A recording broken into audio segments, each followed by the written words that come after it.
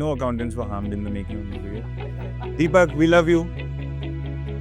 Being simple for the sake of being simple is, in your words, dangerous. The people who I teach or who are my clients are already suffering the consequence of not understanding the subject, and they've realized it. It has to be as simple as Eat this, take this. Magic pill.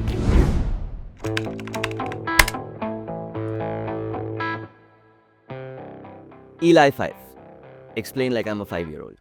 This is what one of our customers told us in 2016 when we were on the 36th iteration of how to explain their new technology platform. Explain like I'm 5 meant how can you explain this product in the most simplest terms for anyone to understand. And since then, in our journey of messaging, we've met many customers where their biggest ask is to say, how do we simplify this for our audience? Because even after our website, even after all the creative that we do, people still come back and ask us a single question. We don't know what you do. And so for that reason, simplicity becomes an important and critical aspect of what we look at.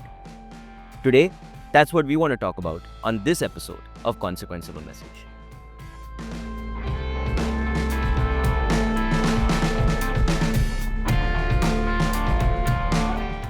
I have with me a very, very special guest, somebody who's known Ideosphere since 2014-15, since they were one of our earlier clients, best-selling author of Romancing the Balance Sheet, and a person who believes in the vision of financial literacy for all, Dr. Anil Lamba. Anil, welcome to the show. Thank you. Thank you, Anirudh. And as always, we also have Shoaib, one of the directors at Ideosphere, and we are going to try to pick Anil's mind and figure out how does he really ensure that a lot of it. So every morning, so I was telling Shoaib, every morning I go to play basketball on the weekend, and I go at about 6 o'clock, and 7 o'clock, like clockwork, there's a message that comes from Anil, which is it's called Sunday Musing. And it is the most simplified version of financial concepts. So he makes me work even on a Sunday. Thanks for that. But Anil, I guess I want to start out with, your whole vision is financial literacy for all. And we spoke about pain before, and we'll get into that in a bit. But when you say for all, you really have to go to the lowest common denominator. How do you do that? And how have you been doing it for the last 15, 20 years? Let's say that's the desire. We haven't done it yet because there is a huge population to be reached. But we do have a very, very ambitious project to train 1 billion Indians free of cost. We don't do all our teaching free. We charge, but we charge the people who can afford to pay. But somewhere along the line, you realize that this is needed by everybody. People who can afford to pay understand they need it, they spend money, they acquire the knowledge, fair enough. But there is a whole body of people who needs it as badly, but they can't afford to pay. So somewhere along the line, one felt, you owe a responsibility to them. First, a knee-jerk reaction, a guilt feeling, we are mercenaries, we charge money to do this. So what's the answer? Every now and then, if somebody can't afford, give it free. Then it started becoming bigger and bigger and bigger. And what it culminated into is a project called Financial Literacy for All, attempting to train 1 billion people. 1 billion people is in India. But when I talk about this anywhere else, so our tagline is a movement towards creating a financially intelligent India. So I was in Dubai one day and somebody said, listen, can you tweak the tagline and let's do it a financially intelligent UAE and a finance. So the whole world needs this. So it's a very ambitious project. Yeah. I've not even scratched the surface. But I think my whole life is going to be devoted only to this. I don't know how much progress we'll make, but we'll keep trying. No, but and absolutely, and I think you from all the people that you've touched that I know, I think you've made already significant strides towards that. Thank you today for joining us. I guess the first question is that when you talk about financial literacy for all, finance is a term which has a lot of different connotations. In fact, Shoaib, you were talking to me the other day about the difference in generation and things like that. How is finance as a definition changed? And we go back to Anil of talking about how that simplicity and talking about that word is at the core of what he's doing. Anil, you were mentioning 24 countries, right? We train in 24 countries so far. We hope that will grow. Correct me if I'm wrong, but just the mere mention of the word finance makes the average blood pressure in the room go up a little bit, right? And that's generally been our observation. We're also we work with a significant number of young people, and we see that their articulation of their goals and their ambitions with their money already I'm starting to see differ significantly from my generation, which was already very different from what it was for my parents' generation. And I just wanted to know, how do you deal with these changing goalposts when your message has to stay the same, but you need to play a different game every time? Okay. Partly what you're saying is right. Partly the message doesn't remain the same because finance has too many dimensions. Okay. Right now, what you're speaking about is personal finance, which nowadays I stay away from. So my personal focus is in business, how to run businesses. And the bigger you are, the more you need it. Mm-hmm. So the message remains the same, the need remains the same, the pain remains the same. So it's not as difficult. But an equally important area is personal finance. Right. And within personal finance, there are people, parents' age, my parents, your parents, my generation, then you're probably a generation younger than me, so your generation, and the kids today. I find the new generation probably is far more aware than we were. So curious, more intelligent. So it's easier to communicate the message. So your job's getting easier. I think jobs getting easier. But what's made that possible today? I mean, what's happened today in the world that The internet, it is the information that is available, and somehow the kids today are so into stock market. I mean, I could never convince my own father to ever invest in stocks. He would think you're mad. But now the kids will come to you saying, I want to learn how to invest in stocks. Yeah. So that awareness, that understanding. So half your job is done when you're pre-convinced you want to learn. Mm-hmm. It's one thing trying to catch somebody and say, I want to teach you finance. And the guy says, I don't want to learn. Yeah. But there's another thing when somebody says, I'm keen to learn. So it makes your job much easier. This keen to learn, right? And you brought up a very interesting analogy a few minutes ago. You said most of the people that you work with are pre-sold because the pain is already there, right? Yeah. And then you look at messaging around a painkiller. It has to be as simple as possible. Eat this, take this, magic pill, right? So Versus a vitamins approach where you're trying to talk about benefits and you're talking about long-term gain and more complex and layered messaging. Is that something that you see? you said it, my job is easier because the people who I teach Mm. or who are my clients are already suffering the consequence of not understanding the subject, and they've realized it. Okay. So, number one, we are bad in selling, so we can't do much selling. But fortunately for me, my client is pre-sold. Yeah. So I think I'm not exaggerating when I say 99 or 100% of the clients have found us. We haven't found them. And that's not a boast, that's a weakness. I wish we had. I wish we were savvier in marketing. But it's a felt need, so it's not difficult. You don't have to sell to them. Mhm. They're already looking for answers. And if we have the answers for it, so when you meet, it's an immediate meeting of the mind. It's a love at first sight kind of thing. But I think when any brand or person, when you identify a very, very intrinsic need or pain or suffering, and you have a very clear, articulate thought process of an answer, you will get that this will happen every time. And so therefore, I wouldn't say you're bad at sales at all. I would say in fact, you are actually very good at sales because you've been able to identify that space and you've been able to simplify. Default, I wouldn't take. Oh sure, It would be by default, right? And that's really the magic of messaging, right? Because from what you are actually saying, the simplification of how you want to put it across, you end up selling without wanting to sell because everyone else is going to go and tell other people saying, hey, listen, did you hear that? It was so simple to understand, right? And you are now taking on an even newer challenge. I spoke about ELI5, explained to a 5-year-old. Well, I'm sure you can, but you've not taken that challenge up. But you've started at 12, right? And you have a new a book coming out which is going to be aimed at that. But when you were writing that book, right? How was your thought process? Did you have that audience in mind? How did you really write for a 12-year-old to understand? Okay, two things. The new book, which is for kids and young adults, is a result of my experience of I think almost every client of mine, somewhere in their interactions with me, must have blurted out, why wasn't I taught this in school? Later on in life, you made mistakes, you paid a price, and then you realize. So that thought was there. Yes, this should be taught in school. But having said that, my book is for kids, but it is not talking down at them. I made a conscious effort to answer your second part of your question. I made a conscious effort. I'm actually telling the same thing that I would tell their parents, but in an easier language. Okay. The book will have more illustrations, more color thrown in to make it look lighter. But the message is still the same. Sure. I'm treating them as young entrepreneurs. I saw my own son probably in 7th or 8th standard being so entrepreneurial. I think he attended one of my workshops when he was in 8th. And I think he understood almost entirely. So we underestimate the kids. So when I was saying they're smarter, I'm talking from experience. I've watched them. So I'm assuming all of them are similar.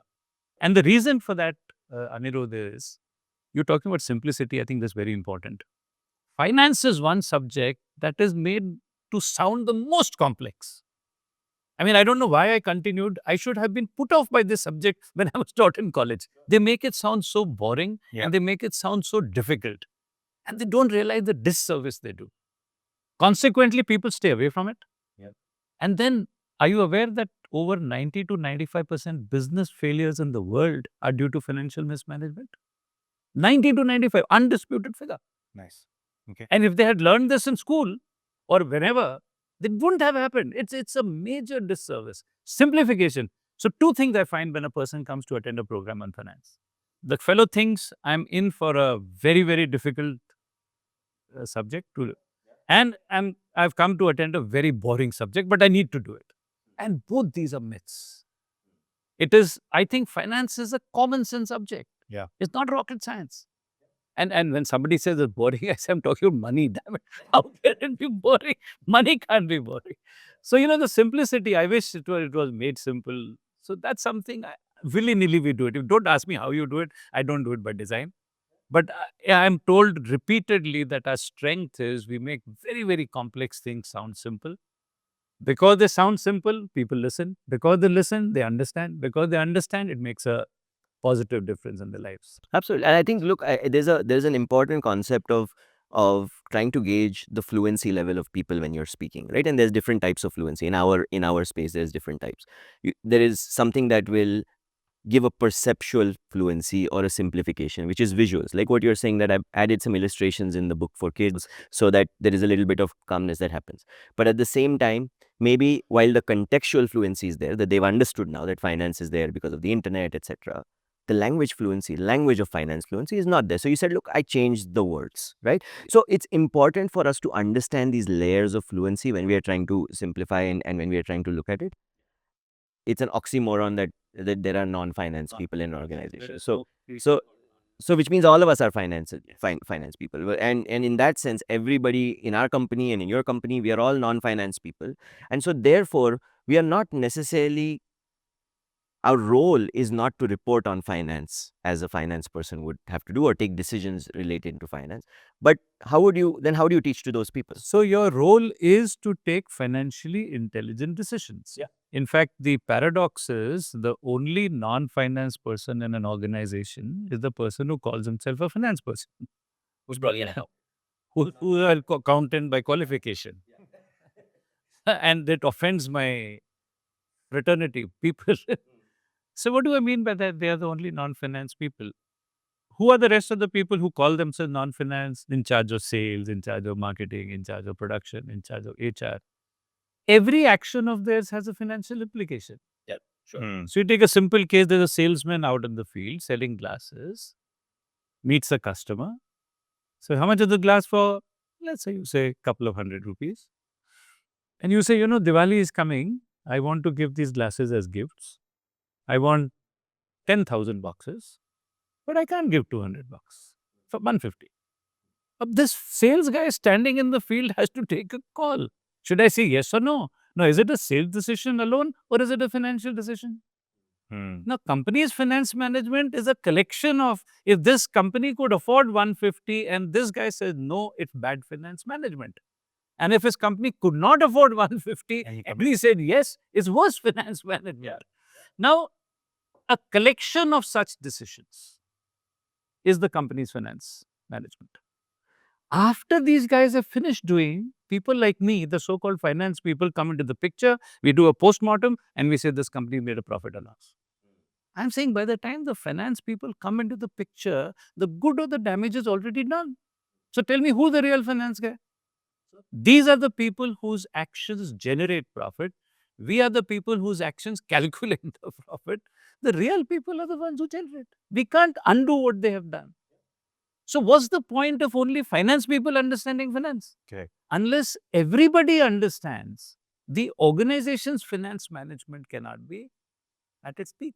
For example, if I'm talking to a person, I'm going to talk to them So you about, talk to a responsible guy and explain the relevance, it sinks in immediately. because if you spoke to somebody who's not in the purchase department about this, they would still not understand. So relevance is probably like, It probably still would understand it, they may not apply to them. But the logic is you can't not see but them. my point is that when you look at simplification, we need to simplify to the relevance and the experience of that person. For example, if I am a salesperson, it would be helpful for you to simplify something in terms that I see every day, right? So every time that we are speaking to people, for example, if I'm explaining finance to a 5-year-old, I have to speak in the relevance of him wanting a new water gun and a new water gun that he wants and how much money he needs to save for that water gun, how much he needs to work, etc. So one is the fluency parts of things that we spoke about in terms of simplification. The other is making sure that it's relevant to the experiences of that person, because automatically then contextually it becomes simple. Hey, I do this every day. Oh, you're talking about that cycle. I can cut this, right? And I think that is a very important part of simplicity as well. Will language play an increasingly important role in this literacy for all? No, you have to speak in their language so that they understand. That's about it. Right. One of the we should also put a disclaimer before this video. No accountants were harmed in the making of this video. Deepak, we love you. Right? He's our finance guy, right? I think the other part of what we've been talking about simplicity, I'm just trying to connect the dots here. It's about comfort, right? And whenever we are looking, can you make that other person comfortable with what you're going to tell them? And I think probably preparing and treating that person to a level of their experiences, their language, their If one answer probably to all this would be, if you are a master of your subject, knowledge level. So there should be no dearth of knowledge. Yeah. People who are pretending, they are the ones who will not be able to do it. Then they tend to use more difficult words. Then they tend to make it sound more complicated. In fact, we were talking about a pyramid. So usually when we look at trying to figure out how simple a message needs to be, because often when we talk to our clients, we have to talk to different types of clients. Sometimes we are talking to general audiences, sometimes we are talking to CFOs, sometimes we're talking to product owners, sometimes we're talking to farmers. And so when we are talking to different audiences, trying to understand that the domain in which we are speaking, what level are they? And we have 4 different levels that we look at. Is it basic, which means they have general audience? Is it apprenticeship? Is it practice, which means they're practicing every day? Or are they a master? And one of the things that we've realized is that a lot of people where simplification works really well, or they are able to simplify very well, is when they actually traverse the entire journey from a master and you almost come back below basic to simple. Basic is not simple. If I give you an example unrelated, I'm a minor art collector. So in my office, there's full of painting. You can't see walls. There's one huge painting. You can see every wrinkle of this old man working. Nice. And next to him is a line drawing. This guy must have taken 3 minutes to. This complex painting, this guy must have taken at least 3 months to make it morning to evening. And that line drawing is 4 times more expensive than the complex one. I used to always feel the unfairness. What kind of art world is this? Ye bichara ne itna mehnat kiya and he got so much. And this guy must have sat and done it and he's a big name. He's a big name. But one day one artist was sitting with me. And I was, as usual, venting, look at this, kya unfair. He told me very nicely. He said, Anil, this guy has gone through this process. That's what you say. Yeah. The master has traversed. It's not that overnight he started doing one, line drawing and started commanding the price. He's gone through this process. Yeah. So, now it makes sense. Yeah, and that's the lens that you need to look at it. And I think that is really the crux of what we've been discussing. You know, the journey of the master, right? And you used a very nice word, which I had also kept this in the optional questions, but I should ask you. Okay. You can't pretend, You can't, right? or it doesn't last. Or it doesn't People last. see- And there's a growing stream. I mean, you must have noticed this because you're very active on YouTube. We'll link to the channel in the description. But I want to talk about this rise of the finfluencer. Okay. Some of them young, which We've definitely not gone through the journey. they've definitely. Technically, at a certain age, you cannot have gone through a journey because your basic schooling and education and some experience. But even in some of the older influencers, right, you see a lot of contextualization, which means they make it very relevant for their audience. They know their audience really well. So I think that's powerful. But do you see that pretense there? Or are you learning from any of them? Like, For example, I cannot make a line drawing and sell it to you. yeah. right? I told you sometime back, I don't do personal finance anymore. One of the reasons is that.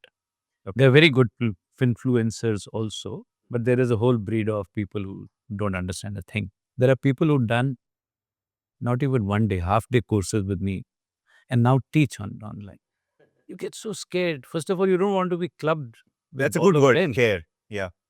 So, and I always, one day the penny dropped here for me. I said, this personal finance seems to be a blue ocean. Sorry, it's a red ocean. Red ocean. Yeah. Whereas I am swimming in a blue ocean. What I don't think anybody else does. We are talking about corporate business finance. And the bigger you are, the more important. So why am I getting into that ocean at all? So we exited. Stop doing personal finance. Stop telling about stock market. Even though I have a book on stock market. But so those influencers are of all kinds, of all shapes or all colors. Let me not paint everybody with a bad brush. There are good guys also. Okay. But there is a fair number of people who pretend to know but may not. Mastery is not there for sure. So Okay. No, I think that's a very important point. So when we are talking about brand communication or any type of communication, I think being simple for the sake of being simple is, in your words, dangerous and scary, right? Because now you're going to be simple in telling people things very, very confidently that you don't really know and you've not gone through that journey to tell them, right? I mean, you're going to sell that line drawing for 4 times and you don't know. You actually don't know. You just did it, right? And so therefore, I think the crux of what I'm taking away from today's conversation is, number one, we have to make people comfortable, which means what type of visuals, what type of words. De-jargonization was an important part of simplicity. The other is context, right? What is the context in which you are talking and how do you bring them to your context before you start delivering your message? The third is relevance, talking about the fact that how do you relate to their experiences, what they do on a regular basis, their activities, because again, it leads to the comfort of saying, hey, I do this every day. Oh, you're just saying do this differently? Yeah, I can do that, right? And I think that's a very important piece. And the fifth thing is that whoever you are as a brand, if you're going to simplify, make sure you've gone through that journey of mastery and then you come out simplifying. Because there is Anil, by the way, there is some research that happened in a small college in New York, which spoke about marketing disfluence. And they actually spoke about that in certain cases, complex messaging may actually be better for people. Why did they say that? Is because they said if the messaging is too simple, people just take it at face value and implement. If it is a little bit complex, they think about it. So you put your cognitive into action, and their hypothesis, and I mean, I don't know if I agree or not, I've not given it as much thought, but their hypothesis is that for high value purchases, like a car, you would actually want to add some complexity so the person actually thinks about it longer. And if you think about it longer, you feel the price that you're paying is worth more invested in that decision. So if I'm buying a 50 lakh car or a 1 crore car, I'm more invested in that decision. Therefore, it makes me comfortable. Again, going back to comfortable, saying I didn't just buy this because it was fast. Right, I checked the specs, I checked the fuel efficiency, etc. So I think there are different versions of this, but I think the real core is go through that journey and then simplify for the world. Anil, I think just to summarize and for me, what I feel is, because I've been a consumer of your content for more than a decade now. I feel old, but and thank you for making finance so simple. I use a lot of the things that you tell us in this without paying you for a single workshop. I'm definitely using everything that you've told us. But the bigger thing is, I think financial literacy for all has consequences, rather possibilities beyond finance for the world, right? And I think so what you're doing is a tremendous challenge, and I'm really happy that that you're doing it. Really wish you all the best for your next book. And that's what we want to talk about today on consequence of a message. Make sure, guys, don't confuse, be simple, but before you be simple, make sure that you master what you're talking about. Thank you so much, and join us next time on consequence of a message.